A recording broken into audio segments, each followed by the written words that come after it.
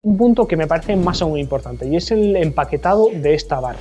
Fijaros, esta barra llegó con las mangas en la caja totalmente abiertas. De hecho, una de las mangas, en concreto la derecha, tiene una muesca fruto de haber acabado fuera de la caja. Con lo cual me parece que aquí la barra, si realmente espera ser la mejor del mercado, ahí la marca tiene que cuidar muchísimo este tipo de cosas, porque no cabe que la mejor barra del mercado tenga unos defectos tan importantes a nivel de envío y que incluso pueda llegar en mal estado o dañado. Como digo, son puntos que van más allá de la barra, pero que también forman parte de ella y que tenemos que tener como consumidores cada vez más en cuenta y ser más críticos con estos puntos.